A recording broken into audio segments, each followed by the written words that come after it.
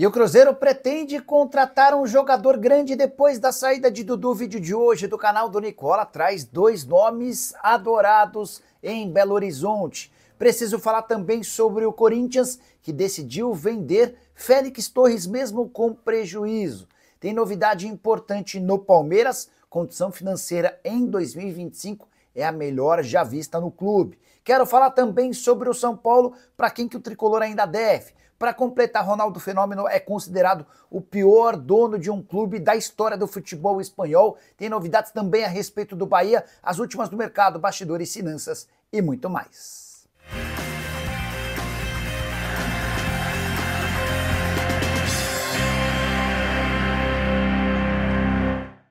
Fala aí pessoal, sou Jorge e Nicola, bem-vindos a mais um vídeo do canal, sempre bom ter vocês por aqui, sem perder tempo, pedir para deixar like, se inscrever no canal e ativar as notificações. Bora contar que todo esse conteúdo é um oferecimento da mais antiga parceira do canal do Nicola, Betano. Nessa você deve confiar. E depois de acertarmos as sugestões de aposta na quinta, na sexta e no sábado, tô chegando com essa múltipla com 2 jogos, preciso da vitória do Palmeiras contra o Vasco, jogo em Brasília, e preciso que o Sporting vença o Gil Vicente por pelo menos 2 gols de diferença no Campeonato Português. Se esses 2 resultados acontecerem, meus R$100 se transformam em R$255. Para você fazer essa aposta é super simples, pega o link que está no comentário fixo, clica, faz seu cadastro e automaticamente esse bilhete com os 2 jogos já aparece para você fazer sua fezinha, lembrando que você precisa ter pelo menos 18 anos de idade e jogar com responsabilidade. Vem para Betano você também. Agora sim, bora começar o vídeo com aquele tradicional giro de notícias para contar que Pepa não é mais técnico do Sport. Ele foi demitido na noite desse sábado, depois da derrota do time pernambucano de virada por 2-1 pro Fluminense no Rio de Janeiro. O Sport é o lanterna da competição com apenas 2 pontos em 7 rodadas. Por falar em demissão, queria contar que o Campeonato Brasileiro já teve 6 técnicos demitidos em apenas 7 rodadas, média das mais altas do mundo. Já o Corinthians tirou sarro do Internacional depois da vitória por 4-2 na Neoquímica Arena. Pelas redes sociais, o Timão lembrou do DVD. Lembrando desse episódio, em 2009, quando Corinthians e Inter disputavam a final da Copa do Brasil, o Internacional levou um DVD para a CBF apontando uma série de erros a favor do Corinthians. O Timão se sagrou campeão e desde então provoca o rival citando o DVD.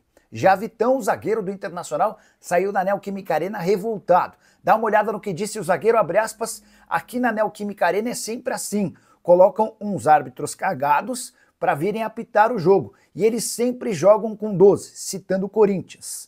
Segundo o Vitão, o time do Corinthians tem 11, além do cara de amarelo. A reclamação do Internacional se dá pela não expulsão do Yuri Alberto num lance de pênalti não marcado pelo árbitro e pela expulsão do Bruno Henrique. É só importante a gente lembrar que o Corinthians teve 2 gols anulados, um de Yuri Alberto e outro de Memphis Depay.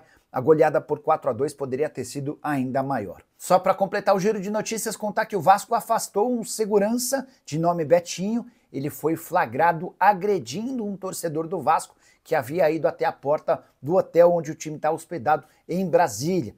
O torcedor reclamava contra o Felipe, que atua como técnico interino. O Betinho não gostou e saiu dando uma série de socos no torcedor, que prometeu registrar boletim de ocorrência. Hora de falar sobre a grande fase do Bahia. Noite desse sábado, vitória por 1-0 contra o Botafogo em Salvador. Gol marcado pelo Cauli, 5ª vitória seguida do Bahia, todas as 5 vitórias com um placar de 1-0. E nessa sequência tem vitórias contra Botafogo, Palmeiras e Atlético Nacional, um dos principais adversários do time na Libertadores da América. Os outros 2 triunfos contra o Ceará pelo Campeonato Brasileiro e contra o Paysandu fora de casa na Copa do Brasil. Com essa sequência de 5 vitórias consecutivas, estou entendendo que trata-se da melhor sequência desde que o Rogério Ceni se tornou técnico do Bahia. O Bahia já havia conseguido outros 5 triunfos de forma consecutiva, mas não contra esse nível de adversários, mostrando que o Bahia vive uma fase de muita estabilidade defensiva e também com soluções ofensivas. Com mais esse resultado, o Bahia pulou para o 5º lugar na tabela de classificação do Brasileirão. São 12 pontos conquistados depois de 7 rodadas, graças a 3 vitórias, 3 empates e uma derrota por 3-0 para o Cruzeiro, que deu início a essa sequência de 5 vitórias consecutivas. Hora de falar sobre Neymar, que decidiu mudar de forma radical o seu comportamento. Tanto que aquele cara que na primeira lesão no Santos tratava em casa, viajando para curtir o carnaval no Rio de Janeiro e que a todo momento estava em Mangaratiba, na sua outra casa no Rio de Janeiro, esse cara deu lugar a um profissional muito mais concentrado. De acordo com relatos do Santos, Neymar tem passado até 11 horas por dia no centro de treinamento, cuidando da sua recuperação de uma lesão na coxa esquerda. Importante lembrar que, segundo o Santos, todos os protocolos têm sido seguidos à risca pelo jogador e a expectativa é de que ele volte antes do tempo. Ainda não há uma previsão definitiva, mas o que se sabe é que o Neymar deve voltar no fim desse mês de maio ou no início do mês de junho. Com uma lembrança importante, todas as competições por aqui elas vão ser paralisadas a partir de 12 de junho por conta da realização do campeonato do Super Mundial de Clubes. É importante lembrar ainda que o contrato do Neymar com o Santos se encerra na metade do ano. São só 7 partidas daqui até a paralisação do Brasileirão. E se o Neymar não renovar o contrato, pode ser que ele entre em campo somente mais 3 ou 4 vezes. Vai depender muito do processo de recuperação, embora a gente precise lembrar que, de acordo com o Santos, a chance de renovação do contrato é gigante. Bora falar agora sobre Ronaldo Fenômeno, considerado o pior dono de um clube de futebol na Espanha. E esse status foi aplicado por torcedores do Valladolid, de quem o Ronaldo é dono desde 2017. 2018, para ser preciso, tá? Ronaldo assume o Valladolid comprando os direitos do clube em 2018 e o mantém na primeira divisão por 3 temporadas seguidas. Desde então, o Valladolid se tornou um verdadeiro ioiô, jogando a primeira divisão e sendo rebaixado. Sobe e é rebaixado, sobe e é rebaixado de novo. A irritação do torcedor do Valladolid se dá porque a campanha atual, que vai equivaler ao 3º rebaixamento em 5 anos do clube, é uma das piores campanhas da história do futebol espanhol. O Valladolid perdeu nesse sábado para o Barcelona por 2-1 e conheceu seu 15º jogo sem vencer. A última vitória do Valladolid se deu no mês de janeiro. O Mário Puertas, que é o presidente da Associação de Torcidas Organizadas do Valladolid, chegou a dizer o seguinte, abre aspas, Ronaldo é um dos melhores jogadores da história do futebol, mas é também um dos piores donos de clubes em toda a história. Uma série de pichações, protestos e reclamações contra o Ronaldo, que, para piorar, não aparece na Espanha há bastante tempo. Isso torna a situação dele ainda mais delicada com o torcedor. E não é de hoje que o Ronaldo tem a intenção de vender o Valladolid, mas com mais um rebaixamento confirmado e na última colocação do Campeonato Espanhol vai ser difícil encontrar comprador por um preço interessante.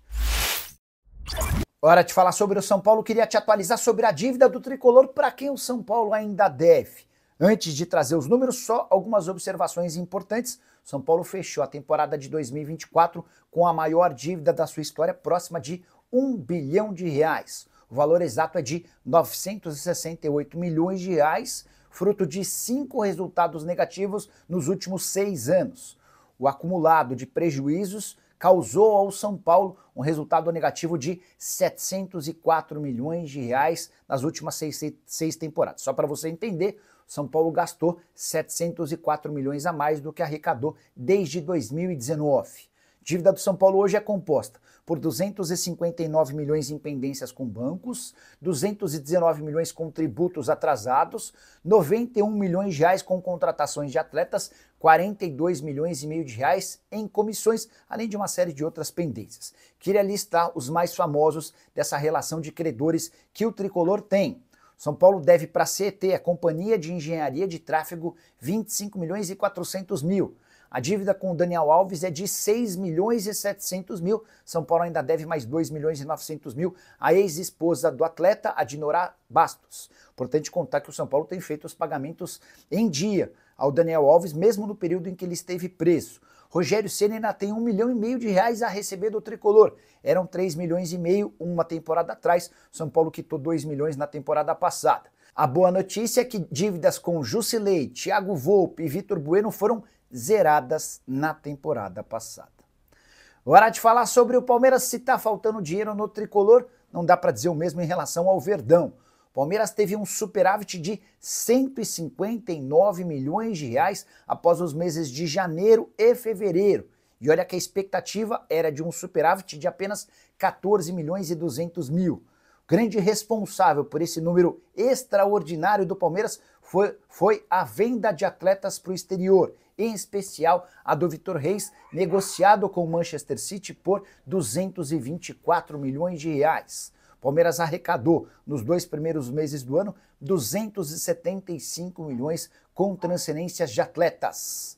Só para completar, superávit de janeiro do Palmeiras foi de incríveis 196 milhões de reais. Em fevereiro, um prejuízo de 36 milhões e 400 mil. Até por isso, a projeção, o resultado, depois dos 2 primeiros meses do ano, foi de 159 milhões no azul.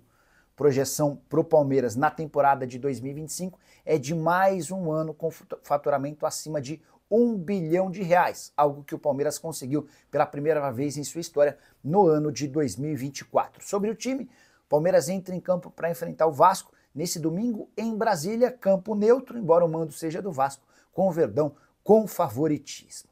Quero falar agora sobre o Cruzeiro, que decidiu que vai contratar pelo menos um grande jogador, especialmente depois da saída do Dudu. A ideia é utilizar a folga com a saída do atleta na folha salarial para investir pesado num nome de peso. Queria registrar 2 jogadores que agradam demais ao dono da SAF do clube, Everton Ribeiro e também Arrascaeta, jogadores que já estiveram no Cruzeiro e hoje têm situações distintas em seus clubes. O Everton Ribeiro tem contrato no Bahia até dezembro, ou seja, a partir de julho já pode assinar um pré-contrato. O Arrascaeta tem vínculo com o Flamengo até dezembro de 26, vai poder assinar esse pré-contrato a partir da metade do ano que vem.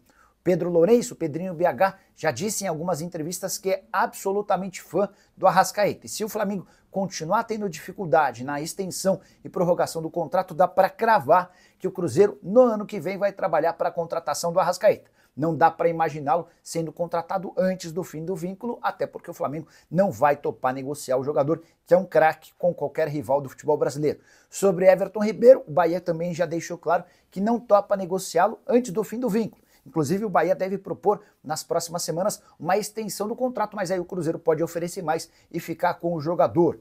Pedrinho BH, que também havia prometido ao Leonardo Jardim pelo menos 3 ou 4 reforços para a janela da metade do ano. A ideia é recuperar e recompor o elenco de acordo com as necessidades identificadas pelo treinador português, que aos pouquinhos tem colocado e imprimido suas digitais e tem feito também o Cruzeiro melhorar. Só para completar, se você duvida da capacidade financeira do Pedrinho BH, é importante lembrar que a folha salarial do Cruzeiro, quando ele compra o clube, era de apenas 7 milhões de reais.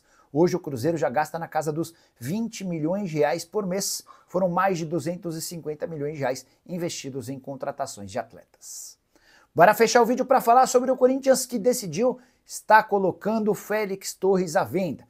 Zagueiro equatoriano de 28 anos de idade deve ser negociado na metade do ano. Já existem algumas sondagens e o Corinthians topa inclusive ter prejuízo para se desfazer do atleta. Jogador comprado do Santos Laguna por 36 milhões de reais. Importante lembrar, porém, que o Timão ainda não conseguiu equacionar as dívidas que tem com o Santos Laguna, algumas parcelas em atraso, que inclusive resultaram em um processo na FIFA. O Corinthians topa negociá-lo por um valor abaixo dos 36 milhões de reais por entender que o Félix Torres não conseguirá evoluir como se esperava com a camisa alvinegra. Félix, que inclusive nem sequer estreou desde que o Dorival foi contratado, ficou os 2 jogos no banco de reservas. Zagueiro equatoriano que tem falhado demais. Ele, por exemplo, falhou feio no jogo contra o Palmeiras, que quase colocou em risco o título do Paulistão. Mais recentemente, no jogo contra o Racing, na Sul-Americana, acabou expulso aos 14 minutos do primeiro tempo. Corinthians venceu por 1-0 com enorme dificuldade, tudo por causa da expulsão pra lá de ridícula. Desde então, foram 3 jogos no banco de reservas e a expectativa é de que o Félix Torres não entre mais em campo, ainda que o Corinthians tenha de tomar prejuízo nesse negócio. O atleta que, na atual temporada, soma 18 jogos e 1 gol marcado. Só para completar em relação ao Corinthians, queria registrar que Matheus Bidu vai ser chamado, ele e seus representantes, para uma reunião nessa semana que está por começar, para discutir a renovação do contrato. Para completar, destacar a grande vitória contra o Internacional por 4-2. O Corinthians fez, especialmente no segundo tempo, um grande jogo. foram 2 gols anulados, um do Yuri Alberto, outro do Memphis Depay. O Corinthians ainda colocou mais 2 bolas na trave, criou inúmeras oportunidades e o 4-2 para mim acabou sendo justo. Embora exista a reclamação do Inter em relação a um pênalti não marcado do Yuri Alberto no Wesley e também da expulsão do Bruno Henrique. Com o resultado, o Corinthians pulou para o 8º lugar no Campeonato Brasileiro. São 10 pontos conquistados em 7 jogos. Queria muito a sua impressão sobre o jogo. Dorival Júnior com 2 partidas e 100% de aproveitamento dos pontos. Só não esquece de deixar like, de se inscrever no canal. A gente se encontra mais tarde. Tchau!